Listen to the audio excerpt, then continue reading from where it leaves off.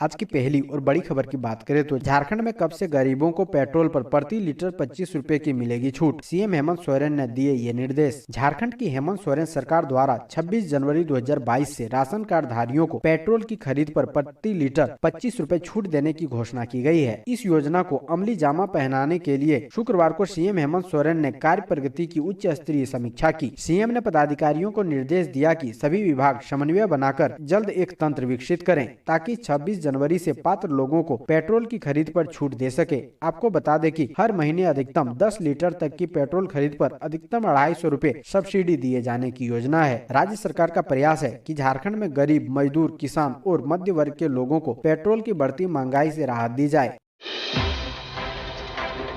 अगली बड़ी खबर की बात करें तो झारखंड कैबिनेट की बैठक 19 को। झारखंड मंत्री परिषद की आगामी बैठक 19 जनवरी को होगी।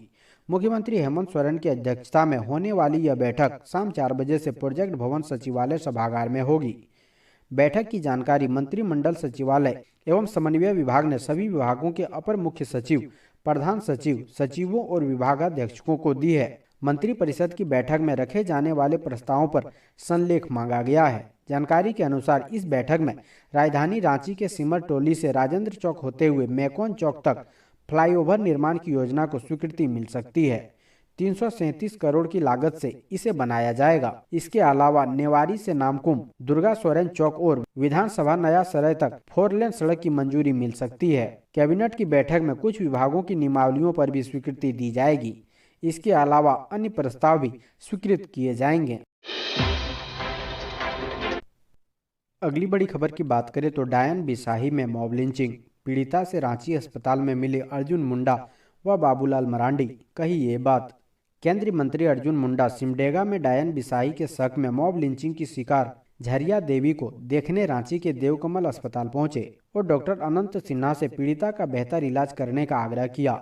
इस दौरान झरियो देवी के पुत्र वीरेंद्र से घटना के बारे में जानकारी ली। उन्होंने कहा कि इस तरह के जघन्य अपराध तब घटित होते हैं जब प्रशासन निष्क्रिय रहता है। पुलिस प्रशासन दोषी के खिलाफ कड़ी कार्रवाई सुनिश्चित करे। आपको बता दें कि कुड़पानी टीपा टोली गांव में 12 जनवरी को 60 वर्षीय झरियो देवी पर डायन होने का आरोप लगाकर आग में झोंक दिया गया था। महिला की हालत गंभीर है और रांची के देवकमल अस्पताल में इलाज चल रहा है।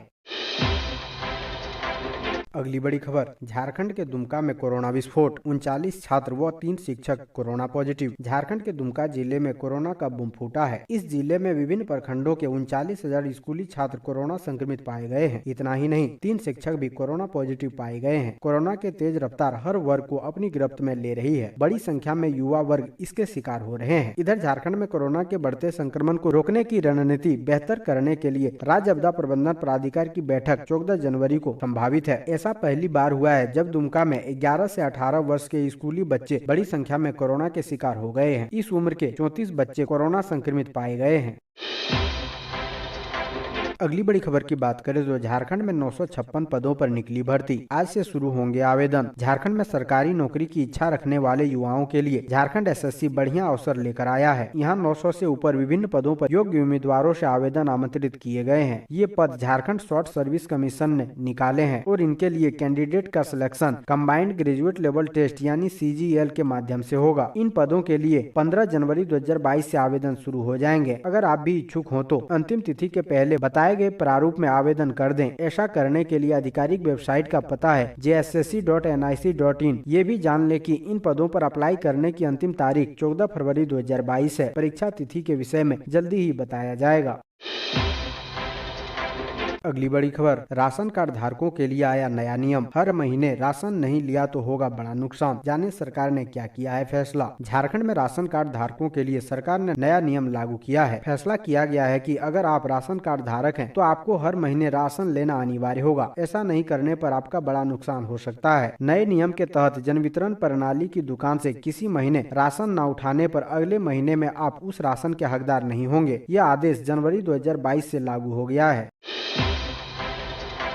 अगली बड़ी खबर की बात करें तो कृषि योजनाओं को लेकर आमने सामने बीजेपी और झारखंड सरकार। बीजेपी ने लगाए गंभीर आरोप। पूर्व कृषि मंत्री रणधीर सिंह ने राज्य सरकार पर किसानों की अनदेखी का आरोप लगाया है। गुरुवार को प्रदेश भाजपा कार्यालय में प्रेस कॉन्फ्रेंस में उन्होंने कृषि, पशुपालन एवं सहकारिता विभाग की कमियां गिनाई। उन्होंने कहा कि राज्य सरकार केंद्र की योजनाओं को भी धरातल पर नहीं उतार पा रही है। यह भी कहा है कि कृषि मंत्री बादल पत्रलेख की अपने विभाग और अधिकारियों पर पकड़ ही नहीं है। उन्होंने प्रधानमंत्री किसान सम्मान निधि की चर्चा करते हुए कहा, इस योजना के तहत केंद्र की ओर से किसानों को 6,000 रुपए सालाना दिए जा रहे थे। इस योजना की शुरुआत से अब तक झारखंड के किसानों के खाते में 10 किस्तें आ चुकी है। पूरे झारखंड में 31,51,000 किसानों का डेटा अपलोड करने का काम हुआ था। सरकार ने इस सूची से 4 लाख किसानों का नाम हटा दिया। सरकार नहीं चाहती है कि केंद्र की महत्वाकांक्षी योजना का लाभ झारखंड के किसानों को मिल सके। कृषि आशीर्वाद योजना को पहले से ही बंद कर दिया गया है।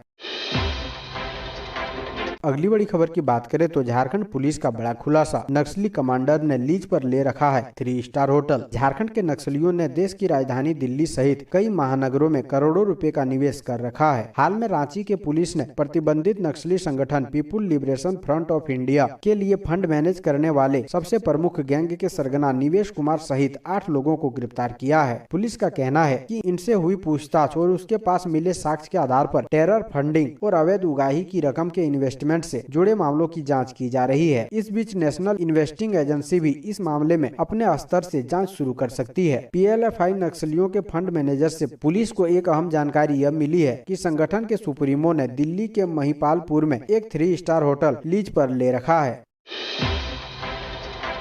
अगली बड़ी खबर, झारखंड में बढ़ेगी और ठंड या मिलेगी जल्द राहत, किन जिलों में है बारिश के आसार। झारखंड के दक्षिणी एवं निकटवर्ती मध्य भागों में कहीं कहीं हल्की वर्षा हो सकती है। बाकी भागों में बादल छाए रहेंगे। अगले 3 से 4 दिनों के दौरान न्यूनतम तापमान में 2 से 4 डिग्री सेल्सियस की गिरावट की संभावना है। बाकी भागों में बादल छाए रहेंगे। अगले 3-4 दिनों के दौरान न्यूनतम तापमान में 2 से 4 डिग्री सेल्सियस की गिरावट की संभावना है। राज्य में अगले 2 से 3 दिन सुबह में कोहरा या धुंध दिख सकती है। 20 जनवरी तक सुबह में कोहरा या धुंध और इसके बाद आसमान साफ रहने की संभावना है। मौसम विभाग द्वारा जारी पूर्वानुमान के मुताबिक फिलहाल इसी तरह मौसम रहेगा। उत्तर भारत में लगातार हो रही बर्फबारी का झारखंड पर भी असर पड़ सकता है। इससे ठंड बढ़ सकती है। झारखंड में पश्चिमी विक्षोभ का असर कम होने पर गुरुवार को आसमान साफ रहा। धूप खिलने से लोगों को राहत मिली। हालांकि मौसम विभाग ने 14 जनवरी को राज्य के दक्षिणी हिस्से में कुछ जगहों पर हल्की बारिश होने की संभावना व्यक्त की है। अगली बड़ी खबर की बात करें तो झारखंड में कोरोना का खतरा बढ़ा। साप्ताहिक बाजार पर लगी रोक, सख्त पाबंदी के लिए हो जाइए तैयार। देश के साथ साथ अब झारखंड में भी तेजी से कोरोना के मामले बढ़ने लगे हैं, जिसे देखते हुए राज्य की हेमंत सोरेन सरकार ने कई सख्त निर्देश भी दिए हैं। लेकिन बावजूद इसके अभी भी लोग की लापरवाही कम होने का नाम नहीं ले रही है। हालत ऐसा है, आज भी छोटे शहरों में लोग बिना मास्क के बाजारों में घूम रहे हैं और सोशल डिस्टेंसिंग की जमकर धज्जियां उड़ा रहे हैं। इसकी वजह से कोरोना का खतरा लगातार बढ़ता जा रहा है। प्रखंड विकास पदाधिकारी रामजी प्रसाद गुप्ता की अध्यक्षता में कोरोना गाइडलाइन अनुपालन करते हुए चैम्बर ऑफ कॉमर्स के सदस्यों, थोक एवं खुदरा व्यापारियों के साथ बैठक की। इसमें कोविड-19 के बढ़ते संक्रमण को रोकने के लिए कई महत्वपूर्ण निर्णय लिए गए। बैठक के उपरांत बीडीओ ने कहा कि सर्वसम्मति से बुधवार को लगने वाला साप्ताहिक बाजार अगले आदेश तक के लिए स्थगित कर दिया गया है। साथ ही सब्जी बाजार को 1-2 दिन के अंदर राशन गोदाम के समीप शिफ्ट कर दिया जाएगा।